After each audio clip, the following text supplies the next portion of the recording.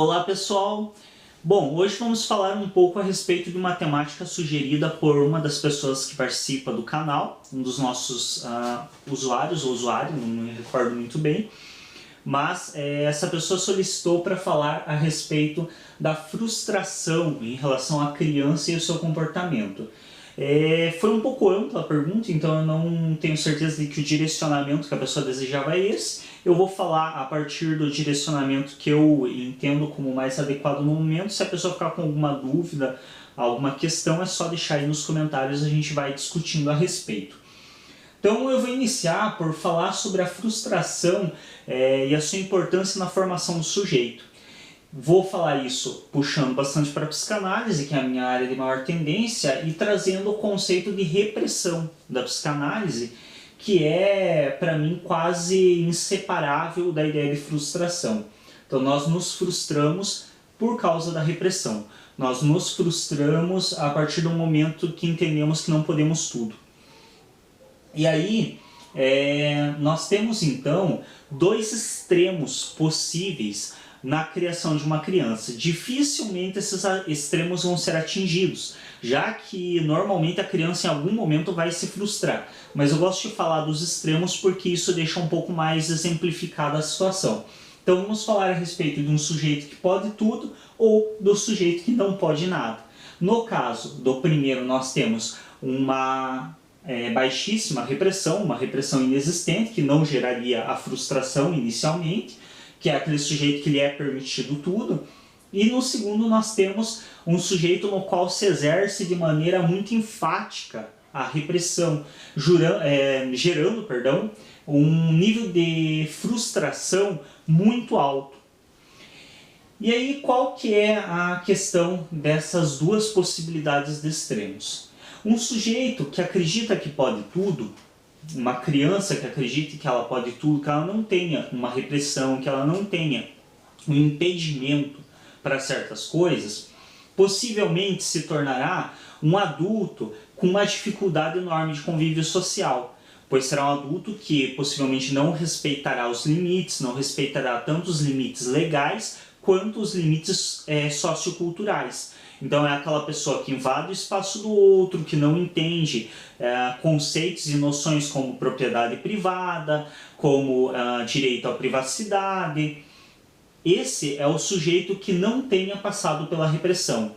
Como eu mencionei anteriormente, é uma questão mais exemplificadora, porque de fato todos nós em algum momento vamos passar pela repressão e vamos ter como resultado dela a frustração. A questão é em que nível. Na segunda questão, um sujeito que não pode nada, aquele sujeito que é impedido desde criança de fazer tudo. Então é aquela criança que ela não pode sair de casa sozinha, ela não pode nem muitas vezes montar o próprio prato que ela vai se alimentar, não é ela quem escolhe os alimentos. Muitas vezes ela não pode escolher a própria roupa, ela não pode decidir praticamente nada da vida dela. Então ela vai sendo reprimida num nível que ela acaba se entendendo como um sujeito impotente, um sujeito que não pode nada, um sujeito altamente frustrado e que possivelmente vai ter sérios problemas em sua vida adulta, porque não vai conseguir ter atitude, não vai conseguir tomar decisões, não vai ter a possibilidade de se movimentar na vida, porque desde pequena ela é ensinada que ela é impotente, ela é submetida a um nível de frustração muito grande, muito alto. E entre meio a esses dois extremos, a ideia de um sujeito que pode tudo, que não é submetido a uma repressão, que não é frustrado, e um sujeito que não pode nada, que é frustrado a tal nível que perde o desejo, perde até mesmo o desejo de desejar, porque ele é colocado num modo como tão impotente que se eu não posso nada, eu nem mesmo vou tentar nada.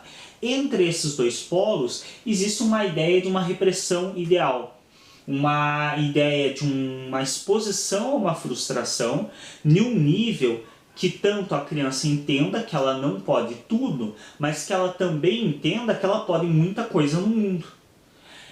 Essa ideia é de grande importância tanto para uma formação estrutural saudável, entre aspas, uma formação estrutural que não gere tanto sofrimento no sujeito, quanto para o seu convívio social e para a manutenção da espécie.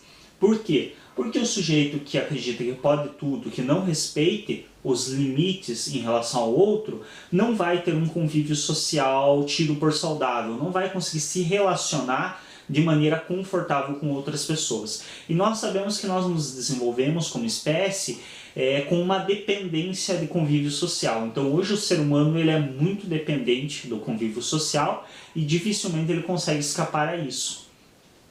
Automaticamente, uma pessoa que não entenda os limites desse convívio social através da repressão, ela não vai conseguir manter esse convívio social e ela vai colocar em risco não só a sua sobrevivência, como a sobrevivência da espécie, considerando que todos partissem para esse caminho, então que nenhuma criança fosse reprimida, possivelmente o nosso convívio social se tornaria impossível e isso colocaria em risco a nossa espécie. Como que nós podemos entender então essa repressão ideal, esse meio termo entre os dois polos? É muito relativo. Como tudo na psicologia, essa noção de uma repressão que gere uma frustração tolerável para o sujeito, ao nível dele entender que existem regras, dele entender que existem limites, mas ao mesmo tempo ele entender que existem possibilidades de movimento no mundo e na vida, esse meio termo é muito relativo. Eu vou usar um exemplo um pouco simplório, talvez, mas que deixe isso mais claro. Você dizer para uma criança, olha, você não pode comer bolacha recheada que você quer comer agora, porque já está na hora do almoço, daqui 5 minutos sai o almoço e eu vou te servir, depois do almoço, se você quiser, você come, é uma coisa. Agora, você dizer para uma criança que por qualquer motivo, não estou dizendo que tenha sido submetida a isso pelo cuidador, mas às vezes em alguma situação específica, ela passou o dia todo sem se alimentar, você dizer para essa criança que ela não pode comer bolacha, é uma situação bem diferente, se ela só tem isso para se alimentar. Ah, você não pode comer uma bolacha, senão eu não vou fornecer nada em troca para que ela se alimente. Então, é um exemplo bobo, mas que deixa mais claro o quanto a mesma atitude por parte do cuidador, o mesmo ato, se diferencia muito de acordo com a situação. Então, tudo é assim. De acordo com a situação, um posicionamento pode ser tomado por um sentido, por um significado ou por outro. E é esse nível de frustração que essa criança vai ser submetida que vai determinar se a repressão será saudável, entre aspas, no sentido de que vai possibilitar a ela um bom convívio social, mas ao mesmo tempo vai possibilitar a ela também ter noção de ação no mundo, ou se isso vai ser tão agressivo no ponto de que ela vai acreditar que ela não pode nada e vai se tornar um sujeito completamente impotente, o tipo de adulto que é dito que não tem atitude. Então, muitas vezes, esse adulto que não tem atitude é porque, desde criança, ele foi ensinado a não ter atitude. Ele foi ensinado que ele não pode nada. Ele foi ensinado que ele é falho, que ele é impotente, que ele não tem capacidade. E aí, referente a isso, vamos falar um pouco a respeito do comportamento da criança diante da frustração, que eu imagino que seja um pouco mais o sentido que a pessoa gostaria de saber quando fez essa sugestão de tema para o vídeo. Então, muitas crianças se comportam, obviamente, de uma maneira bem característica diante da frustração. Isso tende a puxar mais para a birra, que é popularmente chamado. Que é aquela criança que ela começa a chorar, ela começa a se debater, ela começa muitas vezes a xingar, ela começa a, em algumas situações, a agredir fisicamente as pessoas que estão em volta, devido à frustração gerada pela repressão. Então, essa criança ela foi impedida de fazer algo que ela queria e, devido a esse impedimento, ela acaba manifestando todas essas características. É importante entender que essa manifestação que essa criança faz, é uma válvula de escape para a frustração dela. E muitas vezes o choro, por exemplo, é uma das poucas atitudes possíveis a ela. Por quê? Porque as outras atitudes, muitas vezes ela já tentou, por exemplo, agredir verbalmente o cuidador e ela foi reprimida de uma maneira muito mais intensa por isso. E não estou dizendo que não deva, obviamente também não é socialmente aceito que uma criança desacate o seu cuidador de maneira descontrolada ou agrida fisicamente. Então, quando ela tentou manifestar esse tipo de comportamento, provavelmente ela foi reprimida de uma maneira intensa o suficiente para que ela não queira repetir. Então, uma das poucas alternativas que muitas vezes essa criança tem é chorar, falar coisas do tipo, você é feio, quem não ouviu, né, até hoje uma criança dizendo isso, ou então não gosto mais de você, porque você está impedindo ela de atingir o desejo dela, e ela, através desse impedimento, está se frustrando, e essas palavras, o choro, a birra, é a forma como ela manifesta essa frustração.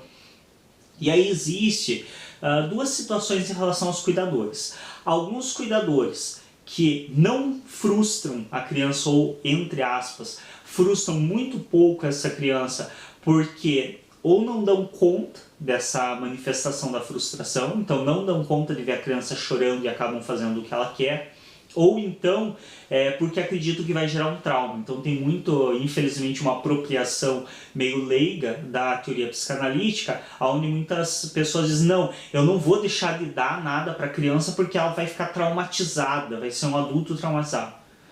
A chance dela se traumatizar com você dando tudo é muito maior do que com você não dando algumas coisas. Claro que a gente sempre tem que estabelecer uma situação, o que é que a criança quer. Uma é você deixar de dar um brinquedo, sendo que a criança tem um monte de brinquedo. Outra é você deixar de dar uma comida para a criança no momento em que ela está com fome. Então, claro que existem limites aí que tem que se manter uma atenção, mas a frustração, como já vimos, é uma parte essencial da formação do sujeito. Então, não é necessário se proteger demasiadamente essa criança da frustração. E é necessário se entender também, e aí entra a questão de que muitos cuidadores não dão conta da manifestação da frustração dessa criança, então não dão conta da criança chorando, não dão conta no sentido que ou fazem à vontade ou então mandam a criança ficar quieta. É importante também a gente entender que, como mencionado anteriormente, o choro, as palavras que a criança emite são uma das poucas formas que ela tem de manifestar essa frustração. Quando é uma manifestação tida socialmente como saudável, um choro curto, ou então algumas palavras, tipo, não gosto mais de você, a gente entende que é uma manifestação saudável dessa frustração, que não vai gerar grandes prejuízos naquela situação, apesar de socialmente nós temos uma séria dificuldade em suportar o choro da criança, em suportar a birra da criança, mas é preciso entender que também essa criança é saudável para ela ter uma válvula de escape, ter uma forma de demonstrar a sua frustração. E aí sim consiste uma delicadeza maior da questão de a criança não ser traumatizada. Então o trauma da criança, que é apropriado de uma maneira bastante leiga, mas esse momento desagradável, vamos expor desse modo, esse momento desagradável para a criança, ele será muito maior por ela ser impedida de manifestar frustração do que pelo fato dela ser frustrada.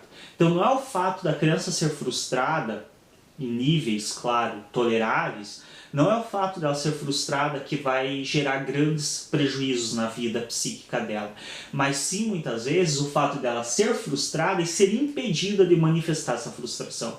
Então a criança é saudável sim para ela ser exposta a um certo nível de frustração, e é mais saudável ainda permitir a ela manifestar essa frustração, desde que, claro, por vias aceitáveis. Então, chorar, falar, desde que não sejam palavras excessivamente agressivas, mas é preciso também que os cuidadores tenham uma certa tolerância a essa manifestação da frustração. Entendam que isso faz parte sim do desenvolvimento da criança. Nenhum de nós se sente feliz quando é frustrado. Então entende-se que essa criança ela vai manifestar essa frustração e esse sentimento gerado que na maioria das vezes vai ser manifestado de uma maneira entendida como negativa. Quando isso é sociavelmente aceito, por mais que se tenham algumas questões aí, é saudável para ela isso. Então esse comportamento é muitas vezes a única possibilidade que ela tem de manifestar essa frustração gerada pelo impedimento, pela repressão de um ato que ela desejava ou do seu objeto de desejo. É isso então um pouco a respeito aí da frustração e a importância dela na formação do sujeito. É importante que essa criança seja exposta a essa frustração em níveis toleráveis a ela, para que ela também se torne um adulto que consiga ter atitude e consiga entender que nem sempre ela vai obter o seu desejo a partir das suas atitudes, mas ainda assim a ter a atitude é a única possibilidade de ela talvez atingir o seu desejo. Então ela não tem uma certeza de atingir o seu desejo a partir da atitude, mas sem a atitude ela tem a certeza de não atingir. Então minimamente eu vou ter a atitude, mesmo consciente de que eu posso me frustrar, mas eu também posso atingir o meu desejo. Esse seria o entendido como uma situação de menos sofrimento psíquico para o sujeito. É isso, obrigado a atenção de todos. Se ainda não é inscrito no nosso canal, se inscreve, clique em gostei nos vídeos para nos ajudar a destacar e até um próximo.